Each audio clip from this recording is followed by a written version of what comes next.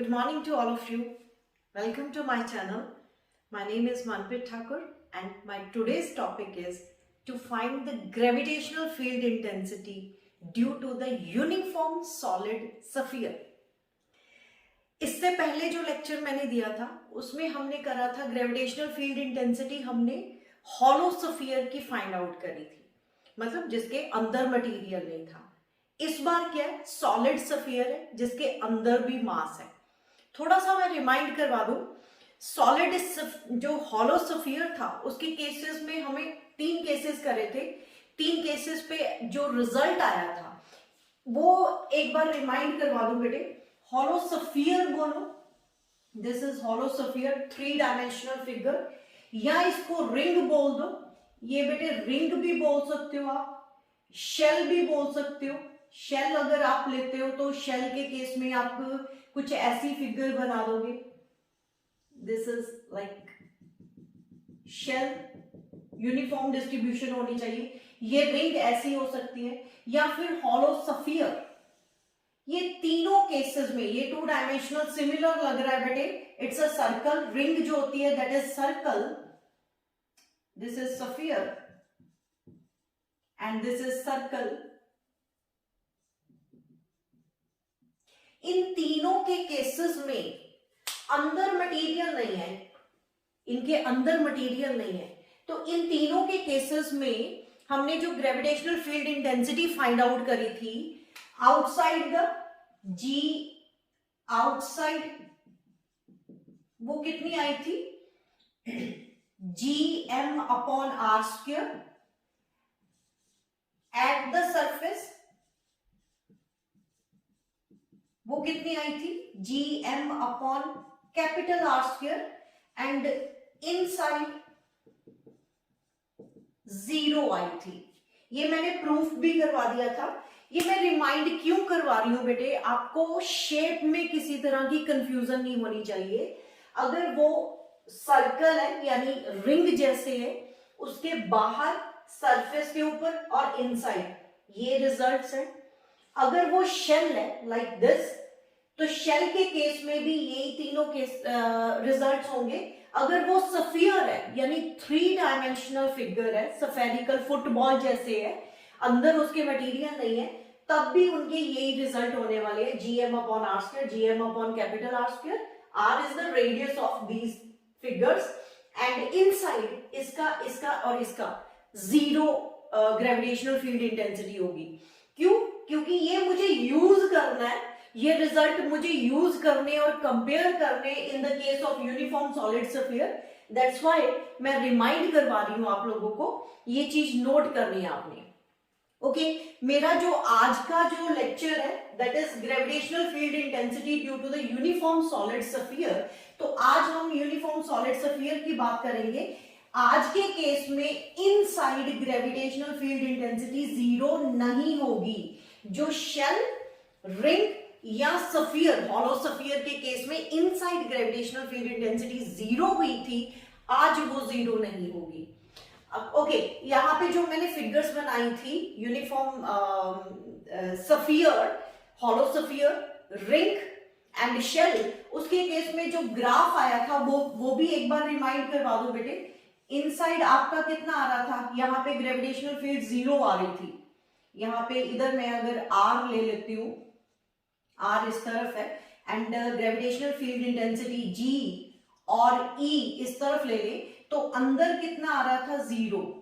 तो R distance पे यानी रेडियस पे तो उसकी मैक्सिमम आ रही थी, मतलब यहां पे G is equals to GM upon R square आ रहा था। ये सरफेस के ऊपर था, यहाँ पे R less than capital R है, यहाँ पे R is equals to R है, एंड उसके बाद R ग्रेटर देन R मतलब आउटसाइड। तो ग्राफ ऐसे गया था, ठीक है बेटे, ऐसे गया था ना ग्राफ। यहाँ पे G 0 थी, G is equals to 0 here, and यहाँ पे G मैक्सिमम, ये मैक्सिमम वैल्यू थी जो कि कांस्टेंट भी थी, कांस्टेंट भी है, एंड उसके बाद G is inversely proportional to the square of the distance आ रहा था। ये हमारा ग्राफ था, ये ग्राफ था हमारा। कौन से केस में, एक हॉलो सफियर ने, हॉलो सफियर बोल दो, रिंग बोल दो, या फिर शेल बोल दो। तो यूनिफॉर्म होना चाहिए, यूनिफॉर्म डिस्ट्रीब्यूशन ऑफ मास होनी चाहिए। उनके केस में हमने ये ग्राफ बनाया था बेटे। इस केस में यूनिफॉर्म सॉलिड सफियर के केस में ग्राफ यहाँ पे जीरो नहीं होने वाला, यहाँ पे ग्राफ आपको मिलेगा इनसाइड द सॉलिड सफियर आपको कोई ना कोई ग्रेविटेशनल फील्ड इंटेंसिटी मिलेगी। इस बार जीरो नहीं होगी। तो ये मैंने रिमाइंड करवाया, पिछले लेक्चर में यही सब कुछ करा था, ये अंडरस्टैंड करो एंड सॉलिड सफियर का अब करते हैं। ओके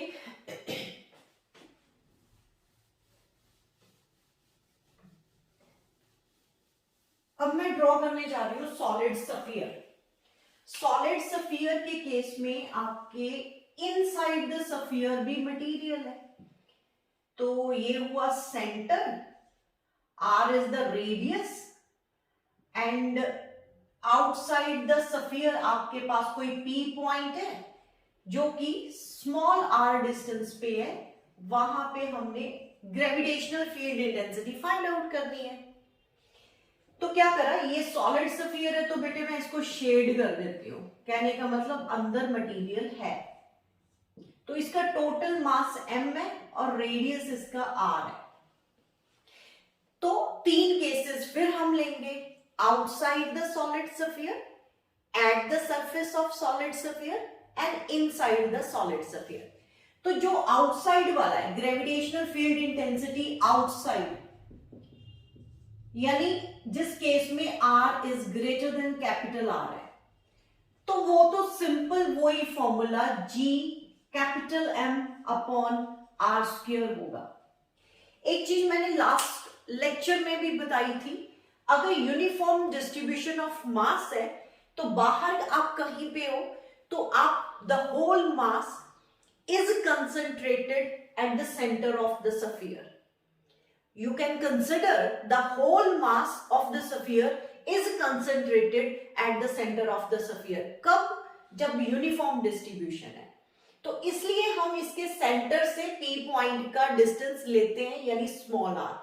तो उस केस में सिंपल वही फॉर्मूला लग जाता है, जैसे एक छोटा सा पॉइंट मास हो जिसका मास m है और r डिस्टेंस पे कोई p पॉइंट है, तो सिंपल रास्ता जो आप सिंपल फॉर्मूला आप लोगों ने करा हुआ है gm अपॉन r स्क्वायर, वही फॉर्मूला यहां पे भी लग जाता है। ठीक है बेटे, तो आपके पास outside the sphere gm upon r square हुआ। जैसे जैसे आप डिस्टेंस बढ़ाते जाओगे वैसे वैसे ग्रेविटेशनल फील्ड इंटेंसिटी कम होती जाएगी इनवर्स स्क्वायर लॉ के हिसाब से। तो पहला वाला केस ये वाला हुआ। अब at the surface, at the surface, at the surface मतलब इस बार आप r is equal to capital R बोल रहे हो, यानी ये वाला p पॉइंट उठा के आप सरफेस के ऊपर रख रहे हो। तो इस केस में क्या आ जाएगा, ये भी act as a point mass की तरह ही एक्ट करेगा। मतलब यहाँ पे भी the whole mass of the sphere is considered to be concentrated at the centre of the sphere. तो आप यहाँ पे फॉर्मूला बन जाएगा gm upon capital R square आ जाएगा, क्योंकि अब P पॉइंट हमारा यहाँ पे आ गया।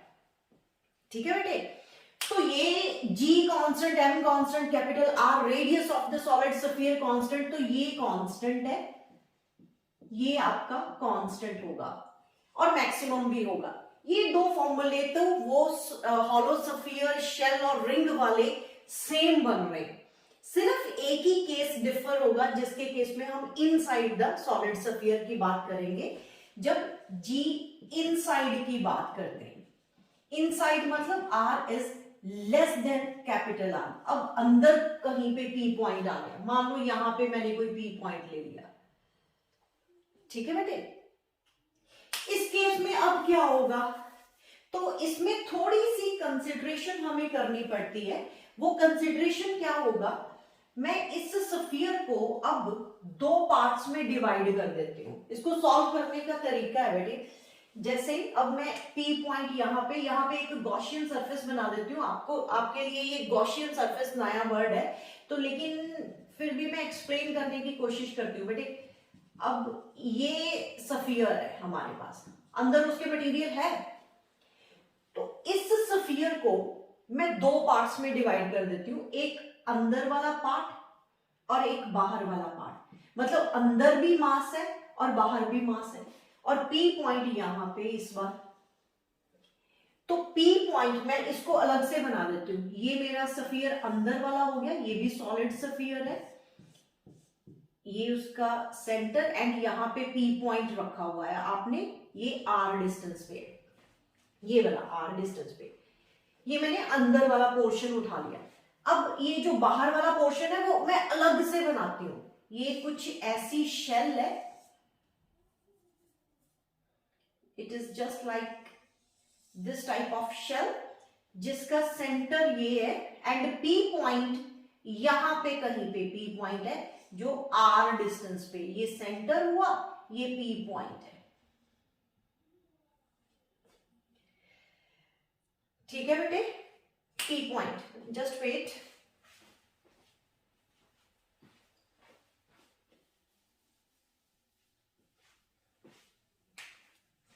मैं एक्सप्लेन करती हूँ आपको, कहना क्या चाहती हूं मैं। ये जस्ट लाइक ऐसे पोर्शन बना दिया मैंने क्या करा बेटे, बाहर वाली कोई प्रॉब्लम नहीं आई, वो सीधा formula GM upon R square, at the surface कोई प्रॉब्लम नहीं आई, GM upon capital R square. अब अंदर वाली केस में आपको सारे सफियर को, सॉलिड सफियर को दो पार्ट्स में डिवाइड कर दो। कैसे, जो अंदर वाला मास है उसको मैंने अलग से बना दिया, ये जो अंदर वाला पोर्शन मैंने निकाल के बाहर निकाल दिया, तो बाकी रिमेनिंग जो पोर्शन बना हुआ वो मैंने यहां पे बना दिया। तो ये दो पार्ट मैंने कंसिडर करे, एक फर्स्ट पार्ट एंड एक सेकंड पार्ट सफियर का। अब ध्यान से देखो, जो मैंने बीच में से काट के बाहर निकाला हुआ है, ये तो सॉलिड सफियर जैसे एक्ट कर रहा है, और इसको बीच में से निकाल के इधर रख दो और रिमेनिंग पोर्शन वो तो शेल के जैसे एक्ट कर रहा है। ठीक है ना बेटे, वो इसमें शेल के अंदर पी पॉइंट है और यहां पे सॉलिड सफियर के eight the surface P point है। तो एट द सरफेस वाला केस ये बन रहा है, अगर आर रेडियस है तो इसका क्या बन जाएगा, ये मैं अभी आपको जी, ये इनसाइड की बात कर रहे हैं ना, ये दो पार्ट्स हो गए, G1 के कारण एंड G2 के कारण, मैंने दो पार्ट्स में डिवाइड कर दिया ना, ये वाला फर्स्ट पोर्शन बना दिया एंड ये शेल वाला सेकंड पोर्शन बना दिया। तो इसके कारण तो ग्रेविटेशनल फील्ड इंटेंसिटी आपकी Gm अपॉन आर स्क्वायर हो जाएगी, लेकिन इसका मास डिफरेंट होगा बेटे, इसका मास m डैश हो गया, m डैश कर दिया मैंने, क्योंकि पूरे सफियर का मास कैपिटल M है, और इस पोर्शन को जो बीच में से मैंने निकाल के इधर रख दिया, उसका मास मुझे अभी नहीं पता कितना है, निकाल लेंगे, लेकिन m डैश लिख दिया। अब दूसरा G2 का मतलब सेकेंड पार्ट, इसको मैंने बीच में से निकाल के इधर रख दिया, तो रिमेनिंग क्या बच रहा है, शेल जैसे। तो हम लोगों ने क्या पढ़ा हुआ है, इनसाइड द हॉलो सफियर हो, इनसाइड द शेल हो, इनसाइड द रिंग हो, वो ग्रेविटेशनल फील्ड इंटेंसिटी जीरो होती है, तो उस हिसाब से यहां पे जीरो आ जाएगा। तो कहने का मतलब ये हुआ बेटे, जब मैं पी पॉइंट इनसाइड रख रही हूं तो अंदर भी मास है तो उसके बाहर भी मास है, तो हम बाहर वाले मास को इग्नोर नहीं कर सकते थे। तो मैंने क्या करा, दो पार्ट्स में उसको डिवाइड कर दिया सफियर को, ये वाला पोर्शन निकाल के इधर रख दिया एंड जो रिमेनिंग था वो इधर रख दिया। इस वाले पोर्शन के हिसाब से देखा जाए तो P point eight the surface of this solid sphere है जिसका रेडियस स्मॉल आ रहा है, एंड रिमेनिंग पोर्शन के हिसाब से देखा जाए तो वो शेल के अंदर पी पॉइंट है। शेल तो नहीं बोलूंगी बेटे, ये हॉलो स्फीयर जैसे ही है, क्योंकि it is a 3 dimensional figure sphere, तो ये शेल कहने की बजाय मुझे हॉलो स्फीयर कह देना बेटर है, हॉलो स्फीयर।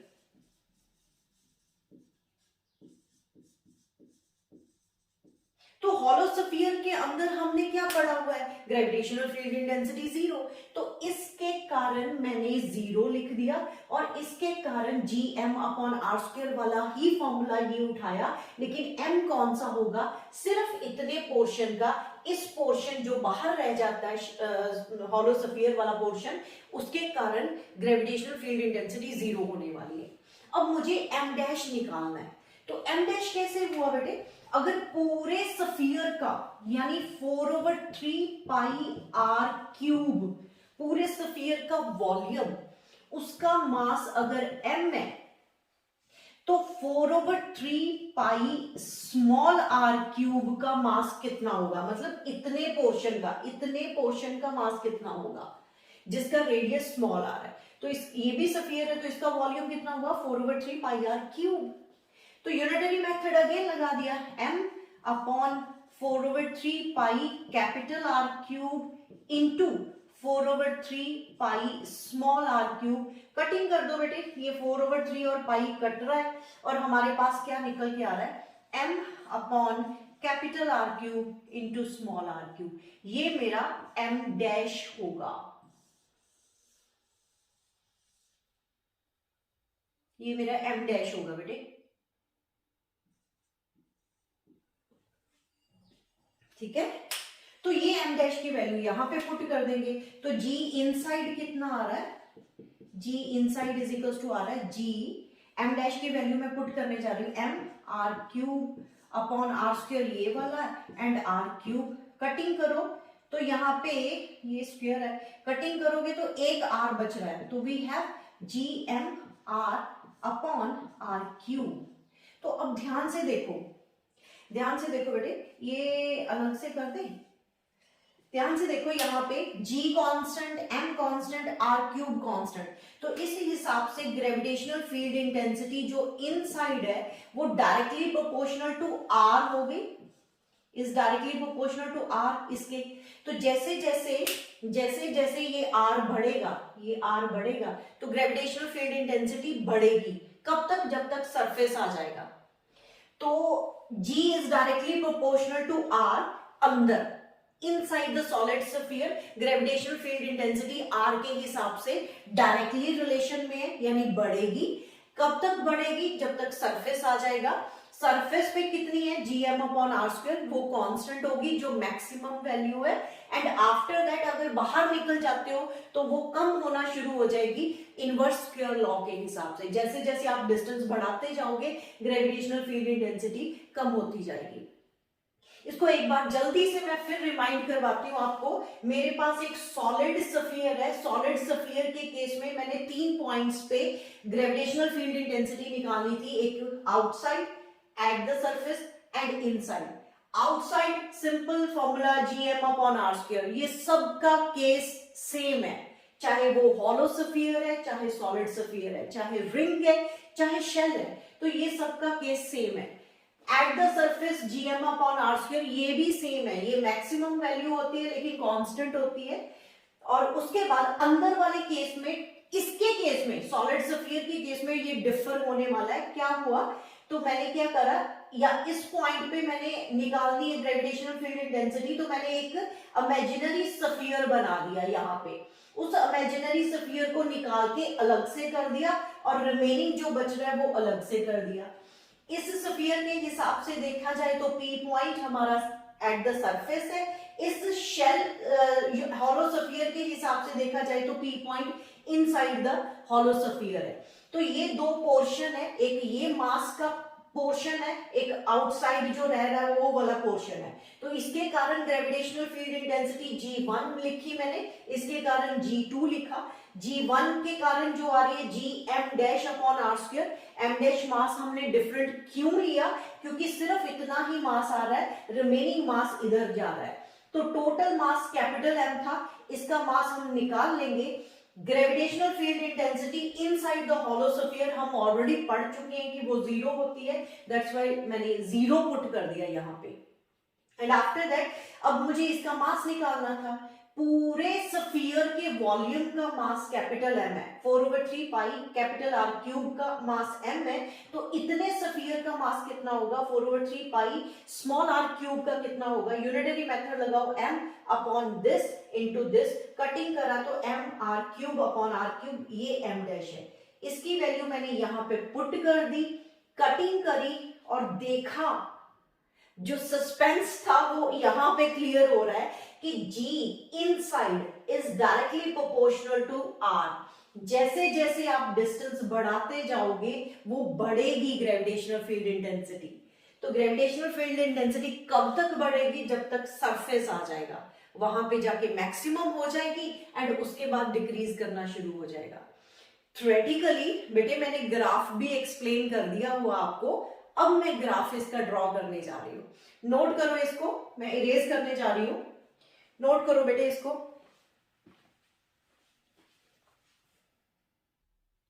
ओके बेटे इसका ग्राफ बनाते हैं for solid sphere, for uniform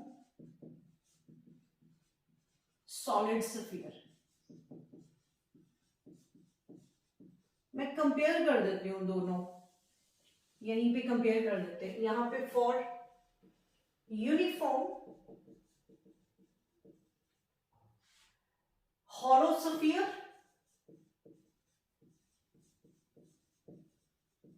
या फिर उसको रिंग बोल दो या फिर उसको शेल बोल दो, तो इन दोनों केसेस को हम कंपेयर करते हैं। तो ग्रेविटेशनल फील्ड इंटेंसिटी जो आउटसाइड आई थी,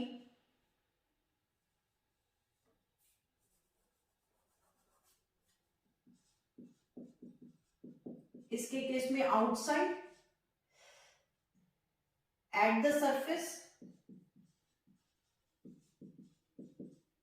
और इनसाइड, ये तीन तीन केसेस करे ना हमने। आउटसाइड निकली थी G M upon R square, at the surface G M upon R radius of the sphere था, यानी आर स्क्वायर, जो कि कांस्टेंट थी और जो कि मैक्सिमम भी थी। ठीक है ना बेटे? और यहां पे इनसाइड कितना आ रहा था? G M R upon R cube. तो इसके केस में देखा जाए तो यहां पे तो हमारा बन रहा है G has inversely relation with the R square, और यहां पे तो कांस्टेंट बन रहा है, और यहां पे G is directly proportional to R बन रहा है। तो उसके हिसाब से अगर मैं ग्राफ ड्रॉ करूं तो ग्राफ बन रहा है बेटे हमारा, इस तरफ R ले लो, यहाँ पे G ले लो, या फिर E electric field intensity, gravitational field intensity. तो ग्राफ अगर मैं यहाँ पे स्फीयर बना दूं, तो अगर मुझे स्फीयर बनाना है, G ले लेते हैं और E, और मान लो मेरे पास यहाँ पे एक स्फीयर बना दिया है, ये सॉलिड स्फीयर है, ठीक है, इट्स अ सॉलिड स्फीयर। तो सॉलिड स्फीयर का ये सेंटर हुआ, यहाँ पे G की वैल्यू, यहाँ पे जैसे जैसे डिस्टेंस बढ़ेगा, ये R डिस्टेंस है, रेडियस है ये R, ये सरफेस हुआ, तो R तक तो वो बढ़ेगा बेटे, डायरेक्टली प्रोपोर्शनल है। यहाँ पे G जो है that is directly proportional to R, यानी ये वाला, ये सरफेस के ऊपर आ गया, एंड यहाँ पे उसकी वैल्यू मैक्सिमम हो जाएगी, ये सरफेस के ऊपर है, यहाँ पे maximum value, and after that graph नीचे इंफिनिटी पे चले जाएगा फिर। ठीक है, यहाँ पे आपकी G की वैल्यू कितनी है? मैक्सिमम कितनी? Capital G capital M upon R square, जो कि कांस्टेंट है। पता नहीं दिखाई दे रहा है कि नहीं दे रहा है, अब मैं थोड़ा बड़ा लिखती हूँ बेटे। ये यहाँ पे G की वैल्यू मैक्सिमम है, that is G is equals to G M upon R square, which is maximum, and after that G is inversely proportional to the square of the distance। तो ग्राफ ये बना, पहले straight line क्योंकि directly proportional to R है, after that maximum, and उसके बाद decrease करेगा and infinity पे जाके मीट करेगा। तो ये ग्राफ हुआ सॉलिड स्फीयर के लिए, ये हमारा सॉलिड स्फीयर है जो अंदर भी उसके मटेरियल है, दिस इज सॉलिड स्फीयर, ये सेंटर O एंड ये रेडियस R। अब यही चीज मैं हॉलो स्फीयर के साथ कंपेयर करूं तो वहां पे G आउटसाइड सेम आया था। हॉलो स्फीयर हो, रिंग हो या शेल हो, सबके केस में G M upon R square, इसमें भी यही केस बना, सरफेस पे एट सरफेस, तो वो भी आपका एग्जैक्टली सेम केस बना, G M upon R square. यहां पे भी ये मैक्सिमम और कांस्टेंट होने वाला है, और यहाँ पे भी g is inversely proportional to the square of the distance होने वाला है। लेकिन अंदर यहाँ पे हॉलो स्फीयर में इनसाइड हमने निकाला था वो 0 था, ठीक है। तो इसका हमने जब ग्राफ बनाया था तो उसके केस में क्या था, यहाँ पे फिर मैं यहाँ पे हॉलो स्फीयर बना देती हूँ। ये हॉलो स्फीयर है, ये सॉलिड स्फीयर था इसलिए मैंने शेड करा हुआ है अंदर से, और ये हॉलो स्फीयर है। तो इसका रेडियस यहाँ पे सरफेस के ऊपर तक, तो पहले तो 0 थी क्योंकि इनसाइड 0 थी, यहाँ पे आप लिखोगे g 0, और फिर वहां पे मैक्सिमम, यहाँ पे मैक्सिमम वैल्यू, और ग्राफ आपका ऐसे जाएगा, ये आउटसाइड द हॉलो स्फीयर था। यहाँ पे g inversely proportional to the square of the distance है, यहाँ पे g की वैल्यू मैक्सिमम है, ये g की वैल्यू मैक्सिमम है यहाँ पे कितनी, g is equals to G M upon R square. तो ये तो कांस्टेंट है, यहाँ पे कुछ नहीं आएगा, यहाँ पे कुछ नहीं है। पहले ग्रेविटेशनल फील्ड इंटेंसिटी 0, सरफेस तक पहुंचते पहुंचते 0 ही है क्योंकि उसके अंदर मटेरियल कोई नहीं है, मास ही नहीं कोई है। तो उसके बाद वो डिक्रीज करता है इनवर्स स्क्वायर का। Compare these two graphs and compare these results. तो इसको भी नोट करो, आपके लिए इजी हो जाएगा। एक चीज मैं और बताना चाहती हूँ, ये hollow sphere, ring and shell की बात क्लियर हुई, डायग्राम क्लियर हो गया, ग्राफ क्लियर हो गया। लेकिन अगर मेरे पास हॉलो रिंग हो या शेल हो, उसके एक्सिस के, ये रिंग है, उसकी एक्सिस पे अगर कोई पी पॉइंट हो, वहां पे ग्रेविटेशनल फील्ड इंटेंसिटी लेके आनी है, तो वो ग्राफ डिफरेंट होगा। उसके लिए मैंने लेक्चर अलग से बनाया हुआ है, 8th लेक्चर, ये मेरा 9th लेक्चर है। 8th लेक्चर में मैंने ग्रेविटेशनल फील्ड इंटेंसिटी रिंग के कारण फाइंड आउट करी हुई है।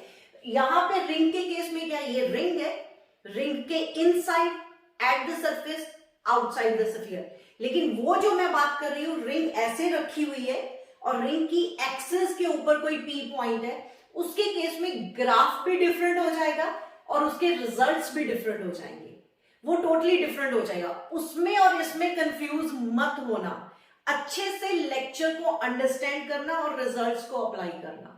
अभी ये नोट करो, I am going to erase it.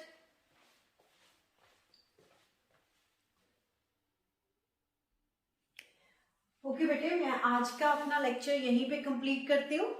Thanks for watching my videos. All the very best. God bless you all.